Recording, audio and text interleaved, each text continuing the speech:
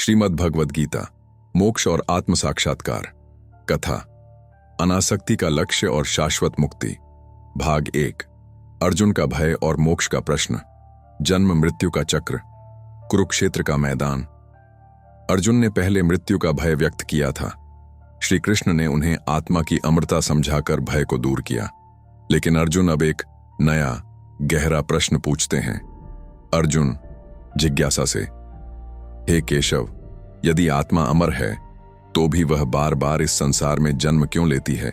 यह जन्म मृत्यु का चक्र क्यों चल रहा है? और क्या कोई ऐसा मार्ग है जिससे आत्मा इस चक्र से हमेशा के लिए मुक्त हो जाए? क्या मनुष्य जीवन का अंतिम लक्ष्य केवल मृत्यु का भय त्यागना है या कुछ और? अर्जुन का यह प्रश्न मनुष्य की उस मूल आकांक्षा को दर्शाता है जो स्थायी शांति मोक्ष की खोज में है। जीवन का अंतिम लक्ष्य आत्म साक्षात्कार।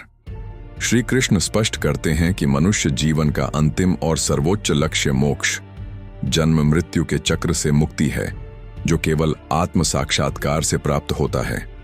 मोक्ष क्या है?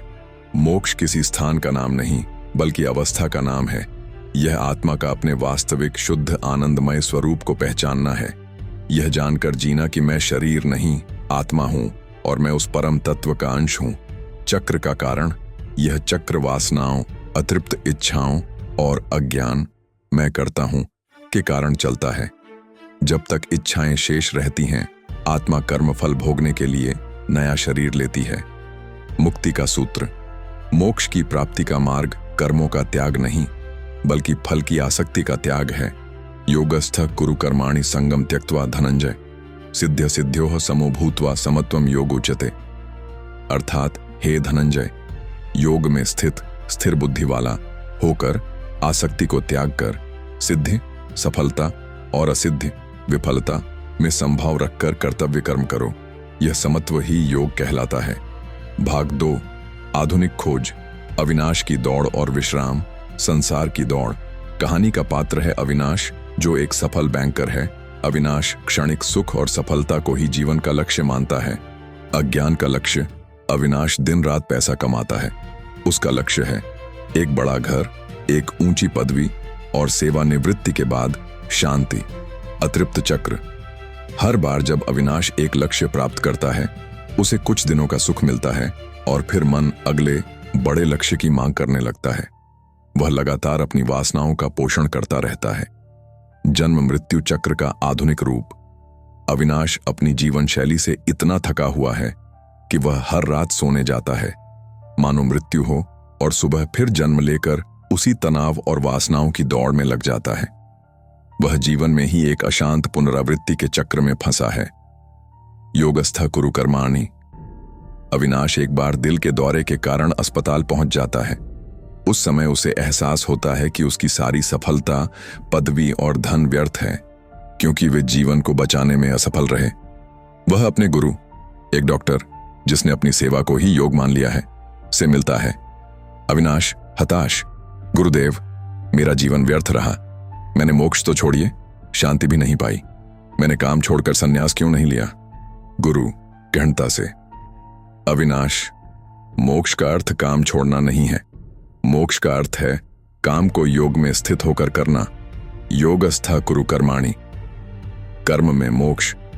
गुरु समझाते हैं कि तुम बैंकर के रूप में अपना कर्तव्य निभाओ, पर अपने मन की स्थिति को बदलो।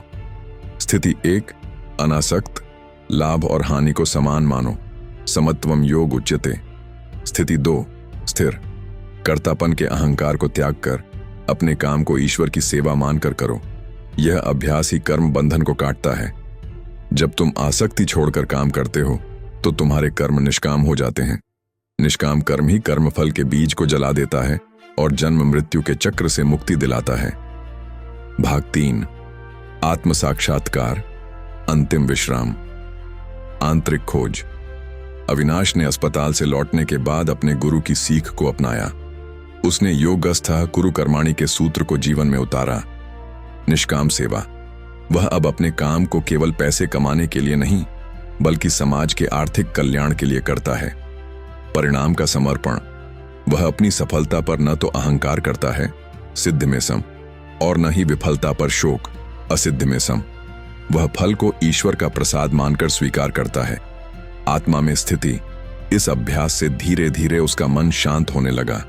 उसकी आंखें खुलने लगीं और उसे एहसास हुआ कि वास्तविक आनंद बाहरी वस्तुओं में नहीं बल्कि आंतरिक शांति आत्मा में है। यही अवस्था आत्म साक्षात्कार की ओर पहला कदम है। बाहरी दुनिया से ध्यान हटाकर चेतना स्वयं में स्थित होना। आत्म साक्षात्कार ही जीवन का लक्ष्य। श्री कृष्ण ने कहा, यद्गत्वा न निवर्तन्ते तद्धाम परमम मम, अर्थात जिसको प्राप्त होकर मनुष्य फिर लौटकर संसार में नहीं आते, वह मेरा परम धाम है। गुरु अंतिम उपदेश। अविनाश, मोक्ष कोई दूर का स्थान नहीं है। मोक्ष तो आत्मा का स्वभाव है, वह तुम्हारे भीतर ही स्थित है। आत्म साक्षात्कार का अर्थ है उस स्वभाव को अनुभव करना। जब तुम मोक्ष को जीवन का अंतिम लक्ष्य मानते हो तो तुम्हारी हर क्रिया कर्म अपने आप ही शुद्ध और समर्पित हो जाती है। अविनाश, शांत होकर, गुरुदेव, अब मैं जानता हूं कि मेरा जीवन अब धन और पद की दौड़ नहीं है बल्कि विश्राम है। हर कर्म में, हर श्वास में आत्मस्वरूप में विश्राम, यही मेरा मोक्ष है। उपसंहार, मुक्ति का आश्वासन। नरेशन का समापन इस बात पर जोर देता है कि मोक्ष कोई मृत्यु के बाद की आशा नहीं है बल्कि इसी जीवन में आत्म साक्षात्कार द्वारा प्राप्त की जाने वाली अवस्था है। यह हमें सिखाता है कि हम जहां हैं, जिस कर्म में हैं, वहीं रहकर मोक्ष प्राप्त कर सकते हैं। बस स्थिर बुद्धि और अनासक्ति आवश्यक है। जीवन का अंतिम लक्ष्य है स्वयं को जानना और जन्म मृत्यु के चक्र से मुक्त होकर परमात्मा में स्थित हो जाना। समाप्ति श्लोक। मां च यो व्यभिचारेण भक्ति योगेन सेवते सगुणान समतीत्यैतान ब्रह्म भूयाय कल्पते।